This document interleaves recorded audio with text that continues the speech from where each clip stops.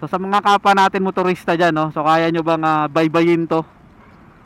Ilalim ng Cubao hanggang paakyat ng main ab nang hindi dumadaan sa bus lane ngayong umaga ng Lunes o kahit weekdays, basta weekdays.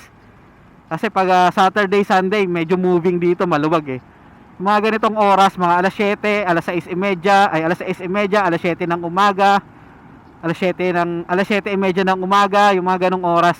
Tingnan lang natin yung mga masatsagang kapwa natin motorista na laging bumabaybay dito. Shoutout sa kanila. So hindi ako nagmamalinis dito, no. Hindi ako nagbabait-baitan. Minsan dumaan na rin ako diyan, no. Hindi natin tinatanggihan kahit sa bike lane. Dumaan na rin ako diyan. Dumadaan din ako diyan, no. Pero hangga't maaari tinatry ko na hindi ko naman talaga dumaan diyan sa bus lane, lalo na sa bike lane. Up.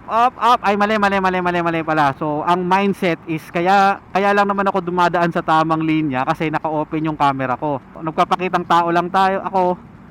Nagbabait-baitan, nagsusunod-sunuran, mamalinis. So, gano'n naman ang mindset pag naka-open yung camera mo na tapos nagba-vlog-vlogan ka. Okay, naintindihan ko yan. So, time check is 7:21 na. So, yung full video nito, itong siguro hindi ko talaga ikakat to, sa YouTube na lang.